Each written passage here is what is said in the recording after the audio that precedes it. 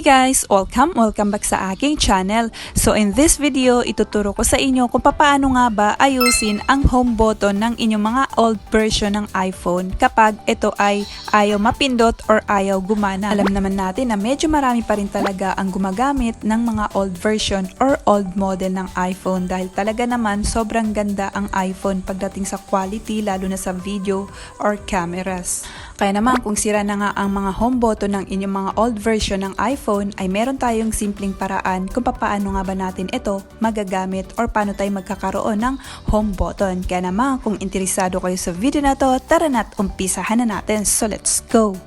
Ayan, so meron akong sample dito guys. Ito yung iPhone 6 ko na ayaw nang gumana nung home button niya. Sobrang tagal na rin ito sa akin at sobrang ganda nga ng mga video na nakuha ko nga dito. Kaya nga lang suddenly ay ayaw na nga gumana nung home button at wala naman akong time ipagawa. So ang ginawa ko is pumunta lang ako sa settings or pumunta lang kayo sa inyong mga settings. Pag nandito na nga kayo sa settings ay hanapin nyo naman itong accessibility. Pagkatapos itap nyo lang yung accessibility. Pagka-tap nyo yung accessibility ay dito hanapin nyo naman itong touch. So pindutin nyo lang itong touch. After nyo mapindot yung touch ay dito may makikita naman kayo dito na assistive touch. So kung mapapansin nyo naka-off, so i-turn on nyo lang yan. Pagka-pindot natin yung on ay kung mapapansin nyo guys may lumabas dito na button. So yan ngayon yung magiging home button ninyo, okay?